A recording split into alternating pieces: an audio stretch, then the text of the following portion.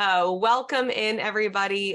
A lot of people cover the mechanic stuff, so let's dive into the stuff that we don't hear as much about. The truth is that playing a competitive sport requires a deeper understanding of the self for consistent success. That's just facts. It's whenever you're doing something that challenges you or learning a new skill, you're going to see that you're going to have to understand your own patterns, your own habits, and the things that could potentially get in the way. That stuff all starts showing up when you're in this kind of environment.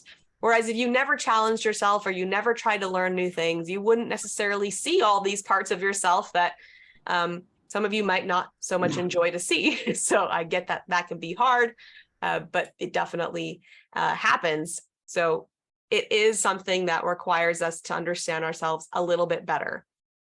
It's considered a stressful event, but it's not a bad thing. And there's a lot of research on stress and when stress is good and when stress is bad. But I don't want you to think that just because you feel that stressor response that we're going to get really deep into and all the different ways we respond to stress, that it's a bad thing.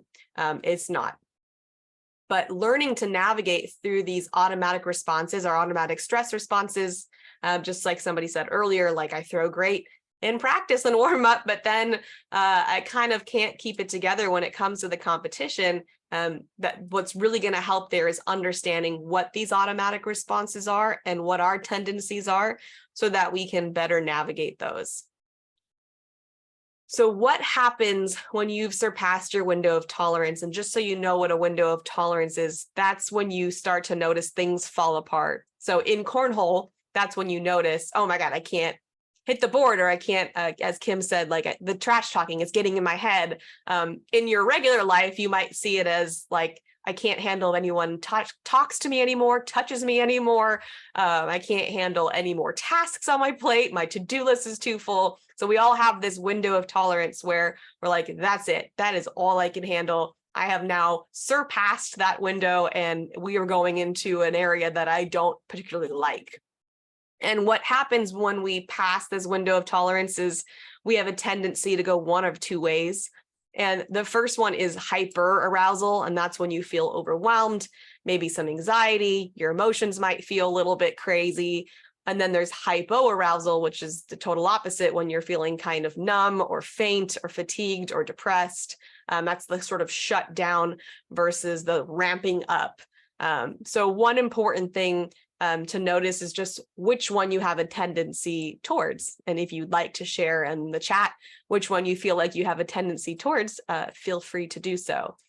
We definitely can go into either one at different times in different scenarios, but you'll probably have one that you navigate towards the most. And let's specifically think about Cornhole because that's why we're here. So, you know, when it comes to Cornhole, when you are past that window of tolerance, which one of these do you feel like you might identify with more? And that kind of just is an awareness, like, okay, I know when I'm feeling this way, it's because I've surpassed my window of tolerance. That's all that's happening here. We're okay. It doesn't feel like we're necessarily safe, but we are feeling that. So we got a couple hypers. I'm the same way. Definitely the hyper arousal. And overwhelm. And I don't know about you guys, but for me, when I feel overwhelmed, it is like I'm completely dysfunctional. Like it is like I can't think straight. I can't make clear decisions.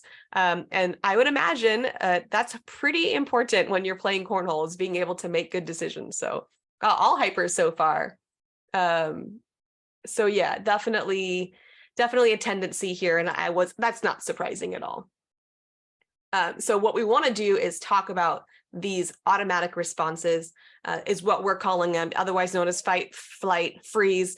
And what you might not be familiar with as much as fawn. So we're going to go into these 4 responses and how this shows up in a Cornhole match, and then what we can do when we notice that showing up.